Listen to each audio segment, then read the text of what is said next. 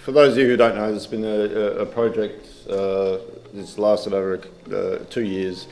It was really about getting people to engage with the land, with the river, with Cunnamalooka, with Latrawita, this place. It's very much a project about people and place, and looking at history of what's been, the now, the present of what is, and looking towards the future. So the whole intention of the project was to really get people to engage, and it wasn't directed in any way. It was a case of getting people here to look, to walk, and to be. And that's the most important thing about being on country, I think. And it was a way of just getting people to use their imagination, to find things that spoke to them, and then to extract that. And I really think this exhibition tonight is the culmination of that. It was just really exciting to have this space, this incredible space, this non-traditional gallery space. We're very grateful to David and Susan for allowing us to be in here, to do this, and to have an audience like yourselves to come and appreciate not only the architecture but the works that have gone into it, as a way of acknowledging the riparian land, the river, and the industry that's here.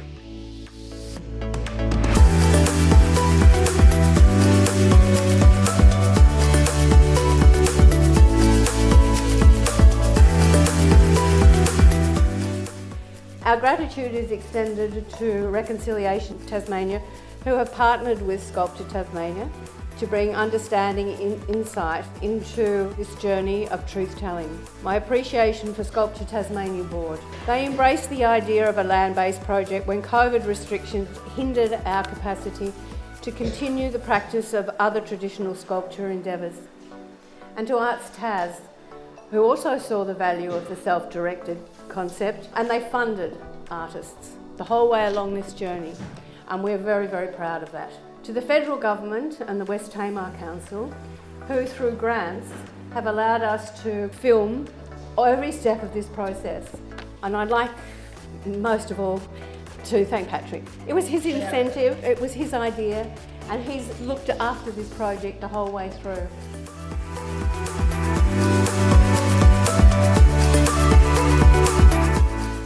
The whole thing is coming together in this one site, and it's being held together aesthetically because everyone has taken something from the site, turned it out, made it into something else.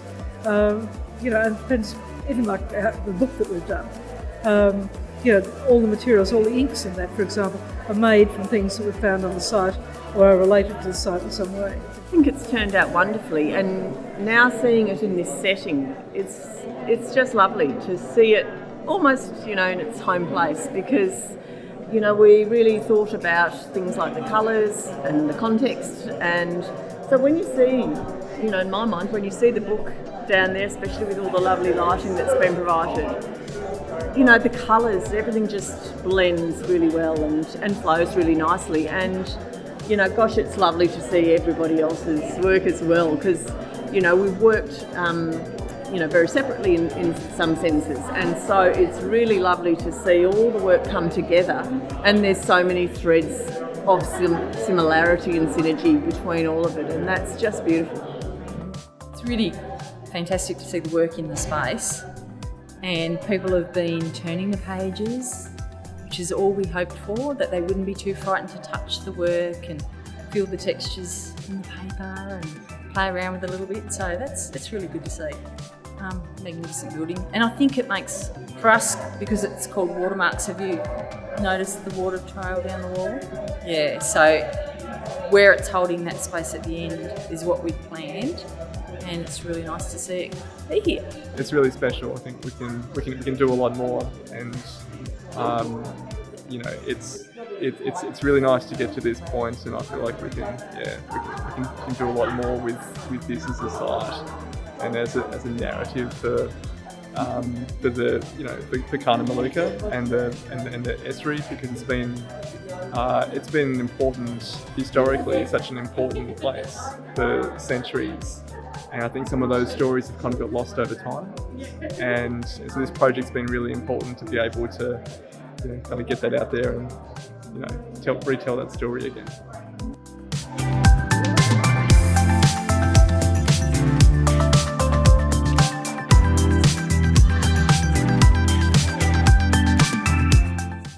There's been a lot of people involved in this project over the last couple of years.